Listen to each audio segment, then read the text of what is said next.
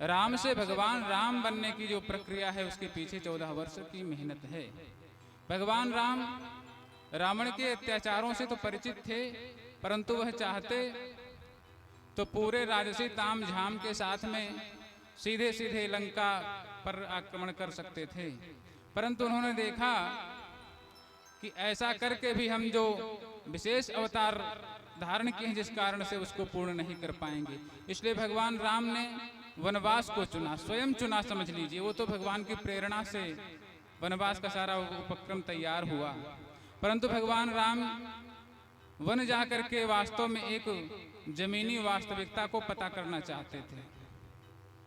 जब कोई नेता मंत्री कहीं दौरा करते हैं तो उनको एक वीआईपी प्रोटोकॉल मिलता है, और उससे होता यह है कि वह क्षेत्र की जो वास्तविक समस्या है उनसे वह ओझल रह जाते हैं। वहां पर पर्दे लगा करके बढ़िया रोड बना करके उनको भ्रमित करके जो है निकाल दिया जाता, महाराज सारी व्यवस्था अच्छी आप जाइए, परंतु मुख्य मार्ग से नीचे क्या स्थिति हो सकती है, गांव में, मोहल्लों में, गरीबों के क्षेत्र में क्या हो सकता है, यह वास्तविकता कौन जान सकता है?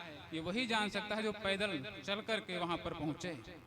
भगवान राम इसीलिए पैदल चल करके चल रहे हैं, क्योंकि उनको पता लगना चाहिए कि कहां पर रावण के लोग छिपे हुए हैं, कहां पर वन माफिया छिपे हुए हैं, कहां पर वनों की अंधाधुंध कटाई हो रही है, कहां पर खनन माफिया बैठे हुए हैं, कहां पर भू माफिया पूरी चौकी छावनी बनाए हुए हैं। ये जमीन पर जो जो समस्याएं उनको समझने के लिए भगवान को विशेष करके पैदल चलने का रास्ता चुनना पड़ा, और भगवान उसी के माध्यम से वास्तव में एक सांस्कृतिक आदान प्रदान के लिए भी जाने जाते हैं। आगे किष्किंधा में कथा आएगी तो वहां वानरों का साम्राज्य है, नर और वानर जो कि अलग अलग साम्राज्य बनाकर रहते हैं, अलग अलग राजनीति करते हैं। भगवान ने उन दोनों को जोड़ने का कार्य किया। उसी प्रकार से आदिवासी, वनवासी, गिरिवासी, शोषित, पीड़ित, वंचित तमाम ऐसी जातियां उपजातियां थीं जो वास्तव में समाज की मुख्य धारा से कट गई थीं।